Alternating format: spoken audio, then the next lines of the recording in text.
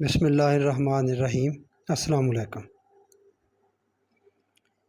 سورہ ہجر کی آیت نمبر 87 نمبر۔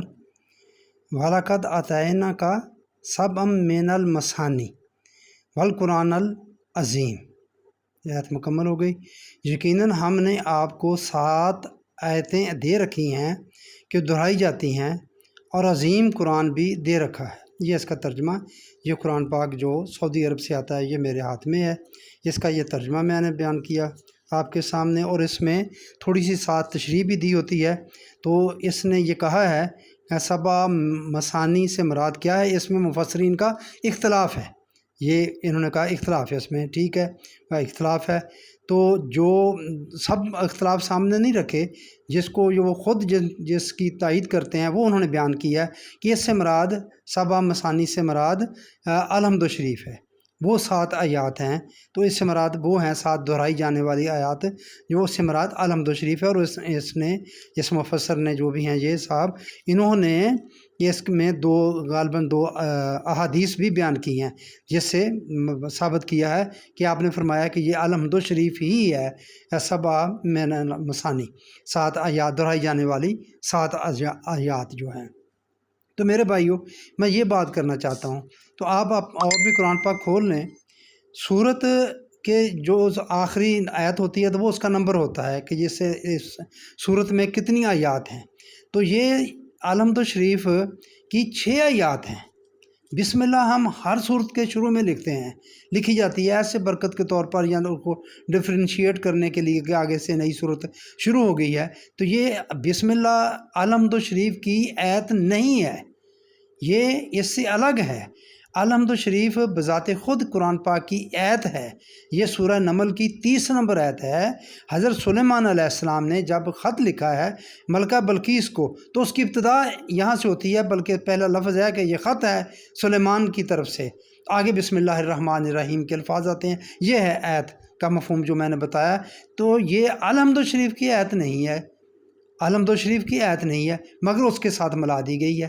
کیا یہ زیادتی نہیں ہے کہ قرآن کی وہ اس صورت کی آیت نہیں ہے مگر اس کے ساتھ ملا دیا گیا اس کو، بسم اللہ کو؟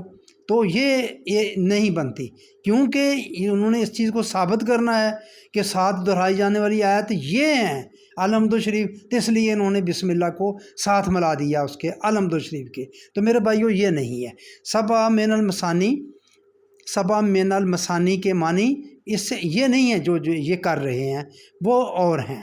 اس کی بڑی سیدھی سی بات ہے، یہ میں آپ کو عرض کر دیتا ہوں۔ سبع 7 ہوگی بات، ٹھیک ہے، لیکن یہ یہاں کئی کے معنی میں آیا ہے۔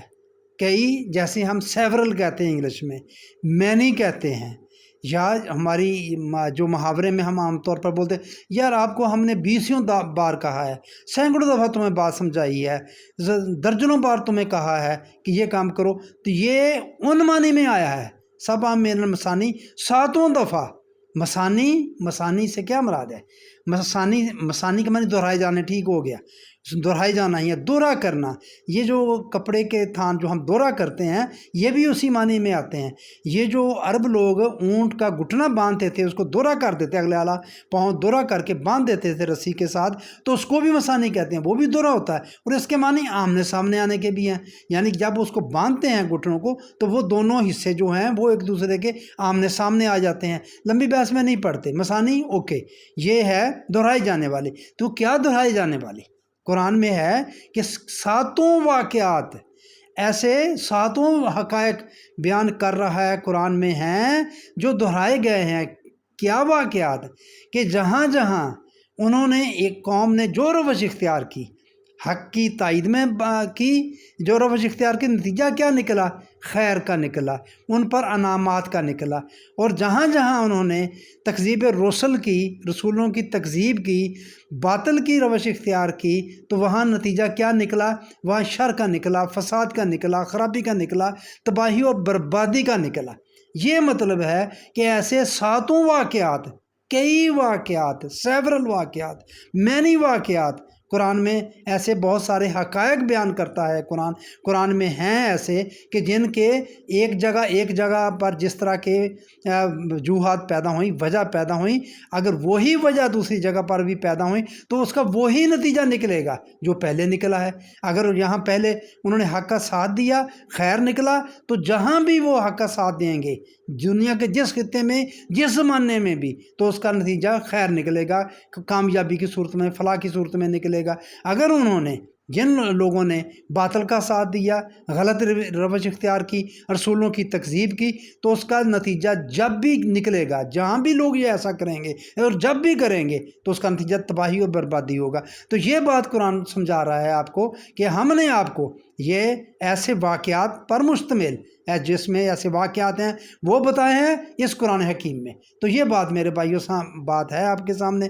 تو ایسے ہی اس بات کو بنانے کے لیے دیکھیں، یہ قرآن ہے، اس میں اس کی حفاظت کا ذمہ اللہ تعالیٰ نے لیا ہوا ہے کہ اس میں کسی قسم کی تحریف نہیں ہو سکتی، مگر پھر بھی ہم دیکھیں کہ کس طرح یہ کام کرتے ہیں کہ علامت شریف کی 6 آیات ہیں، سیدھی سی بات ہے، علامت شریف سے شروع ہوتی ہے، تو جو بسم اللہ ہے وہ اس کی آیت ہی نہیں ہے، مگر اس کو اس کی آیت بنا دیا۔ تو میرے بھائی، میں آپ کو یہ صرف آیت کا مفہوم بتانا چاہتا تھا کہ یہ مطلب ہے ہم اس طرف سوچتے نہیں ہیں، ان حقائق کی طرف، ان واقعات کی طرف اس طرح نہیں سوچتے۔